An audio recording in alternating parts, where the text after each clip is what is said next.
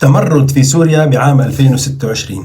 نيويورك تايمز بتقول إنه جنرالات الأسد بخططوا لتمرد واسع في سوريا قوامه 168 ألف مقاتل. تابع معي خبر طويل.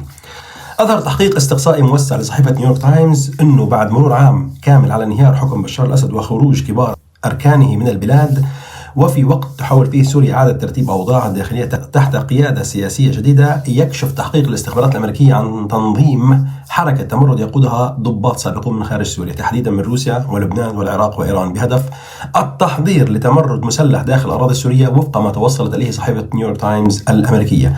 واعتمد التحقيق على مجموعة واسعة من الأدلة شملت تسجيلات مكالمات هاتفية ورسائل نصية جرى اختراقها، إضافة إلى مقابلات مباشرة وتحليل تفصيلي للمعطيات، ما أظهر تداخل واضحا بين الطموحات العسكرية والتمويل المالي إلى جانب محاولات التأثير السياسي الخارجي.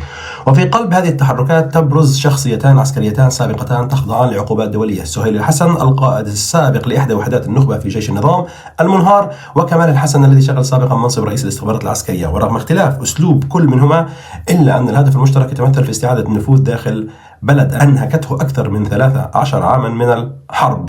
وتصف الصحيفة سهيل الحسن المعروف بلقب النمر بأنه أحد أكثر قادة النظام السابقين ارتباطا بالعمليات العسكرية العنيفة، حيث اكتسب سمعته بسبب الأساليب القاسية التي اتبعها في المعارك، وقد ارتبط اسمه لدى أطراف المعارضة باستراتيجيات التدمير الشامل، كما وجهت إليه اتهامات بإصدار أوامر لقصف مناطق مدنية. وكان الحسن الذي حظي بدعم روسي لسنوات طويلة من أوائل المسؤولين الذين عملت موسكو على إخراجهم من سوريا مع بدء تفكك النظام، بحسب ما أفاد به 4 ضباط سابقين. النمر والداعم المالي الطامح. ويكشف التحقيق أنه سهيل الحسن لم يتقبل فكرة الابتعاد عن المشهد من منفاه في موسكو، بل يعد الأكثر اندفاعا نحو خيار العمل العسكري. فمنذ ربيع عام 2025 أظهرت رسائل خاصة مسربة من هاتفه واطلعت عليها الصحيفة ملامح هيكل تنظيمي عسكري يجري بناؤه بعيدا عن الأنظار.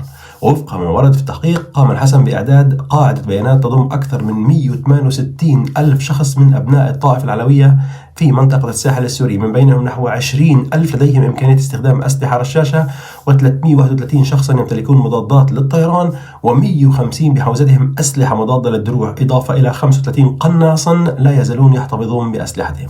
وتشير الاتصالات التي تم تحليلها إلى أن الحسن لم يكن يتحرك بمفرده، بل تلقى دعما ماليا من رامي مخلوف، رجل الأعمال المعروف وابن خال بشار الأسد، الذي يحاول بدوره لعب دور محوري داخل الطائفة العلوية من مقر إقامته في موسكو. وبحسب التحقيق يتولى مخلوف دورين متوازيين: التمويل والترويج لنفسه كقائد محتمل، فهو لا يقتصر على دفع مبالغ مالية كبيرة كرواتب شهرية للمقاتلين المحتملين، يسعى لتقديم نفسه باعتباره الشخصية القادرة على حماية أبناء الطائفة العلوية في مرحلة ما بعد سقوط النظام.